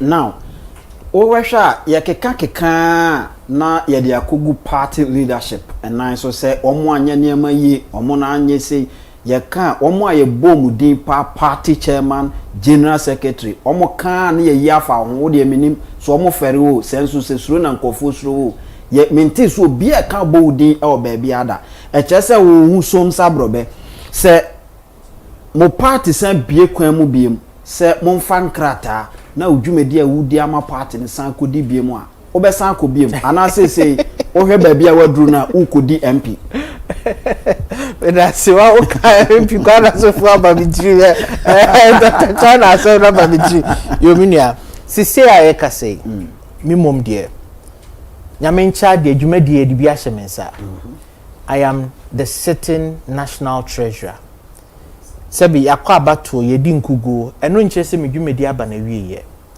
ade chin ade senyina no I am preoccupied with ways party nisi kasema ho de besi piesita me maka on several platforms even before becoming the national treasurer me campaign to money ade say NPP as an organization organically say wabemu say oppositional we have what it takes to mobilize over 20 million Ghana cedis each month ebebwa party no. These are things yes shasia ye hu adwuma right from 2022 ayeguso ye hu adwuma akwansidie wo ho nanso so ye gidie say nyame ncha enchencha akwansidie bi egu ho bia no ye be ye afiri ho enti ye njaye ti wo mra sentini a dwumadie no akam afini akire kakra wo ho a ye nwie ye ne de I am still focused on this na me gidie say minwie madwuma no nyame ya adom na sa kwansidie ameke tumi yi ni nyina wo ho nyame ya adom na sa sike ya pese party ni enya na ne ho ye de ni nyina tumi ba nyame ya adom na sike se ko party ni mum ye de ye adwuma na ko ho na party ma nyina enya resources de ye adwuma party man will be the better judges of say adwuma di amaye no mento aso menko ye adwuma foforo ana menko fi nko gima home etimi de menim se yenduru baabi a yenyanduru baabi a de nanso so wohwe messages ahodo a memani eboss on social media ne ade a enkofo asem omo ka ene se omohwe wa esese u take different position dibia foforo bi ewo party nim party bi ekwemu a dibia ben na unya obeteki eme de se wa o kasa se ye nyansi ho enti misumi sini Pein se ye si ho no mo a ye be sini Pein na sa me ya de senia ye gusu aye kan ye sini Pein de mi sini Pein se dwumadi ye de ahyemensa no enu na mani wo so every se me pese nyame ncha de se ye nka se mi di dwumadi na ba awie ye party ma mo de hyemensa we ni na metumi sini Pein aka se me ba ye no na party ni sika ho de e wo sei ene party ni sika ho din e wo say enti dwumadi am de ma me sini Pein se mawie na metie party man ombeka all right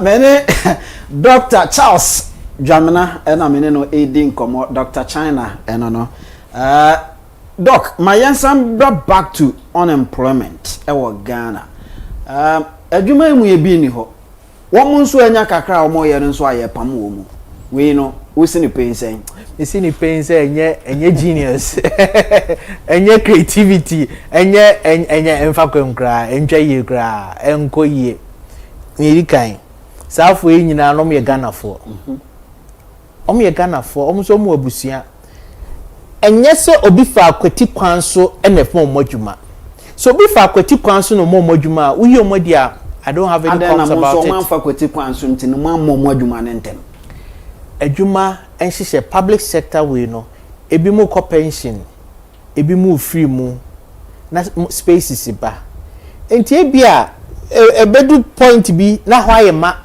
because obi anko pension but point bi bosumi bo ha dudu akọ pension ekwan beda ho ni afa nipa na untumi nka se ya amfa last month enti ya fa this month no the continue fi da bi yemfa ne se me ye manager ewa adwuma yi mu ena sese bibi nti madwuma abawie ye me kwatena se Dr. China take over from me na Dr. China nim se nipa ye adwuma wa ha edodo eyedu na because all benti me ame beko no obehwe na me fa nipa gum me fagum Dr. China beba no 10 na wono nim no sese abedru 30 one kasa as an individual ye did say diwa how you say me sini Pein say consider it say the American say wo fa kwati kwan so efa nipa me I'll support it when you send people back home but say nipa no offer nipa gum so offer 20 offer 20 say offer mra kwan so ena mra kwan no me believe say mra kwan no bi ni say ebehwe say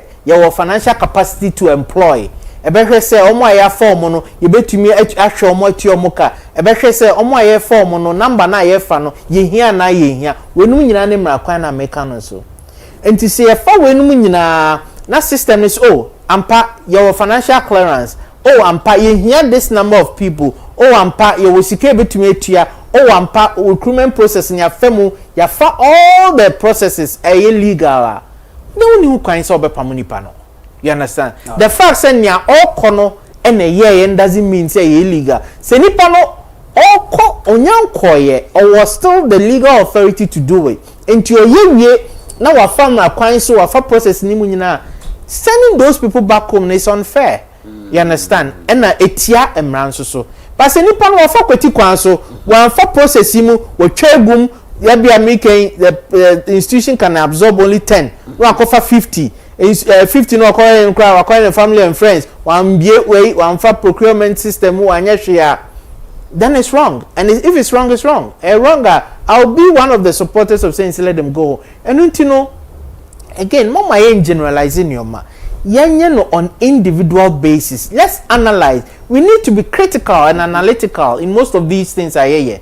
And yes also now follow sensationalism say institution A Mosi ya fa nipa ntimu yedi anye bia fa nipa no ye fa kwan boni so ana emra be ni yebu so nipa no fa no this offer or authority need to do so nipa no e form so institution here sa quantity or quality number of people no institution or capacity to pay. If all these things have been done then what is your locus for sending them all because obi fa no under a different regime? That would be wrong. But see you show money and we say institution kura any clearance any capacity yentumi ntuaka process ne kura is shrouded in secrecy then you will have a cause. So we need to be analytical yemfa no mako ebanisana will be helping Ghana and yes say be partisanship and propaganda prayer make intimi see ni pain say nya NDC for CEOs ni ministers be ye no omontwi break na yenye analytical yemfa process no yenye the analysis you making sure say so when any omodia you go through all these things and making sure say ebi e boom rebi so see emumra so please recall them omukoro modwuma ye Ghana for. All right doc say wo hwe Ghana ha ketase hye project kankan dream media famachi naje ye ka yesene brof din e the corruption eyade ba ko a eku Ghana di Ghana nyapa now aban we ebae no based on corruption obetiana ya to nsa freeway yakobu we dan yani ye we sa ye twena free ha ye we to form ye we say odi obi amfrɛ ndeso obi amfrɛ wonim said ya ye sikasem edi dwuma e wo Ghana ha sani sifa etie ene ade ekwan aban nam so a okon keta sehye no watena China pen wonim said ya omoko omo de ne kwan so ano on say maka dem say imprensa mesensi so esini pen say propaganda de emfa mbuman yemfa propaganda mbuban o de propaganda be campaign ora report here ko nyama na ewo mbebrebe ya propaganda o de propaganda be campaign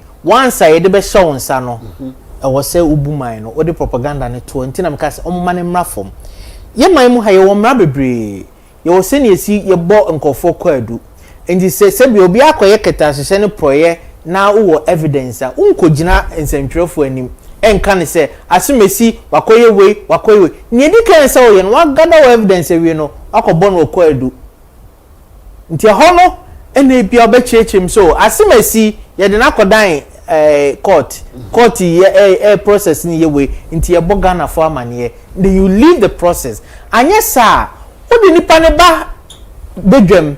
Now they try the person in the court of public opinion. You are creating problems for the system because uko court dey esu try make court and chese udibem. Nti wo si ni pen say attorney general no nea oye no enye no kwan so no. Entwaye to me entwaye me si ni pen say wo evidence court. Uko court na why say bia wo di ade na court e processes na se no e na opese wo ye ho yi kakra bia se ne be ya e no krampo no ma wo ho sa se mo court ye nka ho nsem bebre te bia wa magana for information so asemesi katashise ne proye wo adwumakuo we mu ne ho bom mu enti ya gather evidence de akogya court I asem say ne yeko obekra na charge sheet no anhwan o de atudwa we ni nsem de akodan court enti me ntwen ema atemuafo no munyo madwuma then you leave it there. You believe in transparency. Exactly. Enti ono Ghana for na osun wo mu no am wa ba be ka kyerem say ye nya ma pie su ni o ehu na mo hwe we da ha emra ben ena esi saade we hu kwan ye kyerese so ye ne emra kro na emma kwan emma asem wo quarter ye nka ho asem no adwumpo atachi no say Ghana for be for me o opinion ebikura na emra mu no krata mu na nkyere saa no se ne be ya verdict ne ba out nkofo enya eye judge for ni timu kana emma gidi a ye won justice system ni mu no emma from no sadwumpo na ena ya play wa ha so wo evidence na undi kan bonipa ne kwadu wo nipam bedwam en pass wo verdict se nipa no oye say nipa no wodi dream nipa ne se ne ode ne kokota heading you understand eba ne sana watch chire system ne nsa enti ebikura na system no ebehwem no na nioma bi technicalities bi wo hono ma enti se ne awoka no nipa no otifie no a ohwe no TV so no onim sa technicalities no ti ne beba ne se na nipa no di sika say nipa wo say na ye jano ene judge form you corrupt na ama nipa ne gidi o won wo court system na abafom enu ehu for our democracy enye individual na ye bonu kwadu na semunti a o se ne be ya gidi a menu mienu Ghana for timemufo ye wo justice system no ye mfa entwitwi form ye ntutu na se no enu nti na nneoma we ne se wo da asem ne kokota jemu enka wasem ma court for nye you can rather call for live transmission of the proceedings. Okay. That I will support. So the asimesi akọ court adi ehu to the court in Ghana for amanye transparency na bia no but you don't go into the nitty-gritties. Ma court nye so person Ghana for hu a you request for live coverage. Asimesi say ni senti de bia te say na court petition de yehu yehu ni live daily say political gimmicks media me say propaganda no yemfa nto nche all right na yenhwe embu oman no mate mene Dr. China ena mene no edi enkomo na ebra so se messages ahodo a aba no ye bombode na afi yitimi ekan ede ema wo studio B Sabato aye krado ewo ho doc wo hwe ohun onkon a obaye no ohun messages egu e kyerese de bia no Ghana for afi opao intimi sini Pein aka kyerese e wo se otaba mate mate oba pa na te say nyamia do me bibia boko se na de udina ona so enra we ni so amede ma ono bibia dem ananya sa messages ahodo na e ho na yenko so ozo person beto to ya kan asem wo abonte me enfam okay me fa messages kaka wo YouTube, Facebook and WhatsApp so into me starting with YouTube there no Nana upon TVC PhD movement Ken 2028 for president confirmed. Edu mintadi on the born in sim. Program say the pants in sem bon kwa. Prince Frimpong say Pein Kennedy is the game changer of all time. No Kennedy, no vote. Case closed. Issa Adam say good afternoon, Mr. Inkum and Albert and all Kencity workers. Keep up the good job. Honorable Ken, Unyankopon so, or the free Germany and or the Ebaye. George Mensah say, all that NDC want to do is just to be in government and enrich themselves. That's it. Also so Eddie Enono. And Samuel Okoboy so say, Mr. Albert Asumani, read the 1992 Constitution for us now. The NDC should do whatever they want because some of us know in 2028 they will be crying like Akwada Ocean Nancy. Samuel Okoboy now say, Mr. Japa and Sam George, the achievement they have brought is sacking in his 100 days in his office. And also so the upon Nana upon TV say, mashallah. Fred Kwesi say, good afternoon, Mr. Inkum. I'm watching you live from South Africa. You are the best. Mr. Inkum, with Dr. China na mama best. Afro Tropical TVC, like the page, please. Ama Nkwasi, I don't understand why NDC and NPP party, when they come to power, they sack people. How can a country move on? Dr. Monsumu Yebisa. Oh, I don't have any records there, but you're wrong, I'll condemn it. Nyameka nene etina bibi that I'll still condemn. All right. Twasuma Obapa. Okay, Elizabeth Ninsen say, we need Ken, NPP, please, thank you. On also or the police account with the child papa. Upon TVC, Honorable Ken Ohene Agyapong is great man with great ideas and great vision for Ghana youth. Ken 2028 president. Now upon TVC, Honorable Ken Ohene Agyapong is the only person to win power for NPP in our current situation. Ken 2028 president. George Mensah say, all these things are happening because of Nana Dabi. E wo musi yesi ni Pein na so bibi wo hono ma ya mu fra ne ntoma kakra anu aka no brofo nti we fra ne ntoma no no Dabi mi ntimi fa ma no nka ene wan kasa si ni Pein Misra we dey Misra Clarissa William say Doctor, nice talk. You are 3 match. We don't want money 2. We are promoting about 3. I want money 3. Now upon TVC, Ghana youth, wake up and support Honorable Ken Ohene Agyapong. Your future is important. Ken 2028 president. Now Fusu Hine say, still no Ken, no vote, but Honorable Ken must be watchful about some of his friends in the NPP because he's a threat to their darling boy Baumia. Your kind me fan say typo nti na mabo Baumia. Ai, the watch on my fan say typo. JC say where were we as a country? We only need we only need Honorable Ken Agyapong to change the destiny of this country, not a paper economist like Baumia. Me mfa the watch on typo. Ochre Aguna Inkum say, good afternoon. I'm watching you from Aguna Inkum in Central Region. Misinu Peyo NDC is Dabi. We so member. Oh, sir, no NDC is a greedy party. My greetings goes to Nana Kese, incoming PC for Aguna East. Ugusu onim baby awa kan konti ene obende. Mati. In some more appear could be say indeed like to watch you live on satellite TV but can't. Wasini Pein actual lawyer nti we dey lawyer te. What in office we see pa nti we dey what. Michael say Dr. China for General Secretary. Dr. Dr. say wa munya. Afa papa. Dr. Afa.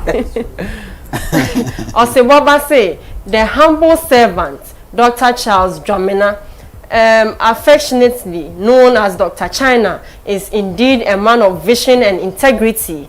His humility and respect for the grassroots and NPP fraternity have earned him a reputable as a dedicated and compassionate leader. Through his actions and words, Dr. Dramina has shown that he's a true champion of the grassroots and a loyal member of the NPP fraternity. His humility and respect for others have earned him to the administration and admiration and respect of many who vote for him to lead the party as General Secretary. Hashtag Dr. China 4GS. Hashtag Tetelesta Nyamievi. And doc we dey wasini Pein actually say baby anyame dey okuduru. When they say Ken for 2028 is possible whether they like it or not. Bam. Mauli from Volta region. Wasa the Bamatwas. Wasini Pein actually. We say good afternoon Mr. Inkum. Please ask doctor if he was sabotaged in the campaign because of the perception of him supporting Honorable Ken. Doctor, we don't want we dey ote anti me mo nhwere ma.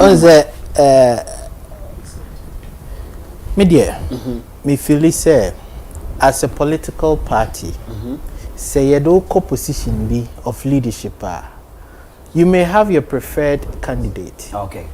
But so far as your leadership role is concerned, you have to be neutral. All right. And that was the principal decision I took. Okay. And all throughout, I remain neutral. All right. And Doc Asini Pein. All right. We say to secure victory in election 2028, the party needs a competent person for the general secretary position.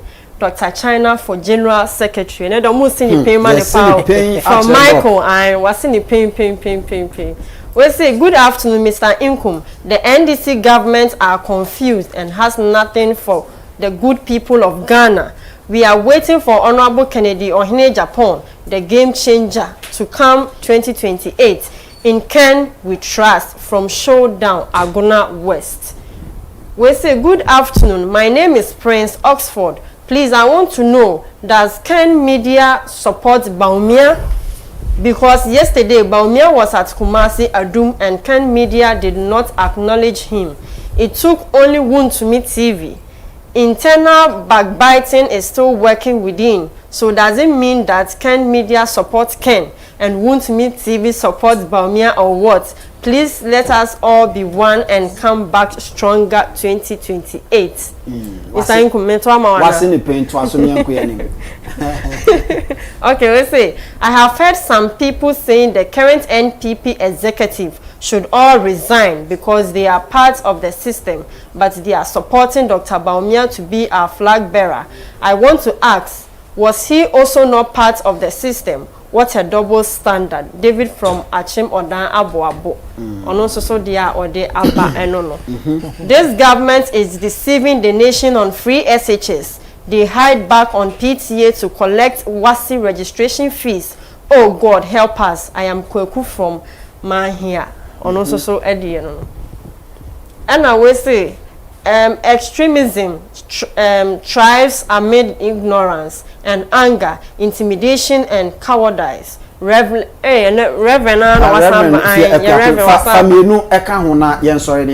okay.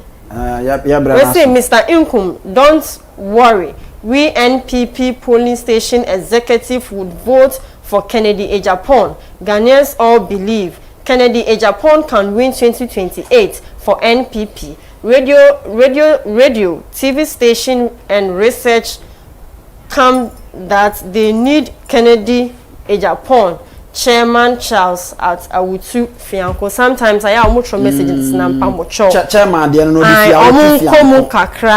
last one can minute doc in okay, we say watching you from Kolegono, Samuel George should know that he's now coming.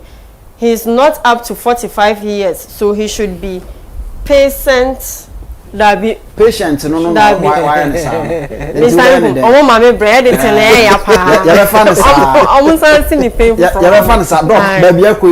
Ghana for Nakasa because I share Facebook.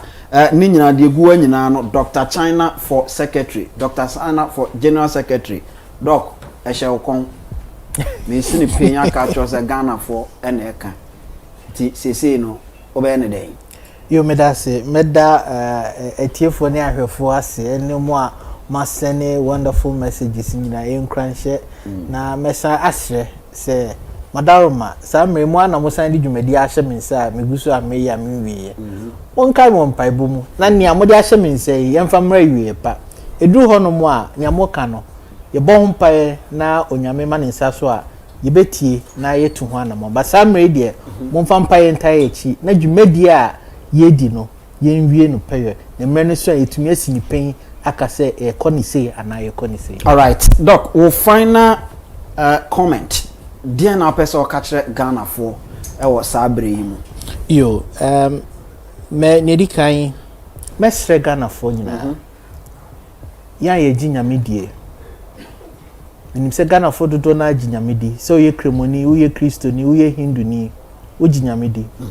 Ye koye koto dwenim, ana baby a ye share ye nyankopon, nye bompire achire na, yensre nimdie, eni ahode, emo mampeni otiswe, eni nabai. If we say baby a Ghana kodui, yan vampire enta omochi, na dwumedie no, ejigu kra dia ye nyina ho bechire. Ejigukra media minyim pefe se nyame ya adoma 2028 MPP esemba MPP sign Ebano, then I work at your party ma and so ahead of 2028. Young Mompire said, Your Muslims is saying caretaker government no mabesumuno. Omuntumin take care kakra, second coming or a caretaker. Also mukeke na maye, by Yempese Bejiagu, Tiadinyame Insurata Nechi, the bompire mano, Sram Quatintinia or de mano, then a pound for him, dear Strunko, send a bayer omon fire koyechi, name mum. We set no me and ye bejina fako. Yen to me coin me engina fako. And parents say bet me a coin. Na media minim say NPP. Yen shisha ye di go akwemu send ye si shen your senior rebuilding organizing no. Ye beshi share kodum pempen so bia edu sesi ekoyi franka tunya onyame onkonkron be kan akoma nye yi obi a obetumi edi anim amasa enkundia hwehwe 2028 number so time sre party manyina enu ho mummy enye se we nie edu honuma onyame ebe kire ye nkwan nya ye nto abama no na obedi ye ni na memi wo gidie mapase se yesitie ma ye nyankopon ayesom na enkunimdie no be ye ndia yebenya franka tuni odi nkunimdie bebre ye yebenya mpanimfo mbetumi edi party ye nim di nkunimdie abre ye na 2028 ye di nkunima ba beje africate ka fo yinsem na ye di Ghana akọ boshe asase ne so. All right. Doc, mama na wasese obaye na MPP grassroots no omani age wo pa. Me da se. Ye bompa se bibia be kama. Me se ni Pein actually say die be for obi se oba na bibia kama. Mene Dr. Charles Dwamena ye bono mrane friend Dr. China ono na mene no edi nkomo. Utie ye wo Oman FM so, Ash FM so, NAP Radio, Amansan Radio e wo UK. Sanso so ana Sources Radio enso so ewo UK. Afei osan ehwe yen ewo Jerry's TV. Ana afei osan etie yen ewo eye King's Jesse Radio eno nso so ewo USA. Yeda se papa se wotimi eka ye ho ema dwumadie no eye krabehwe. Ye frame Anthony Kofi Inkum Daddy Mr. Inkum. Na me adoma echina ye besan ehia.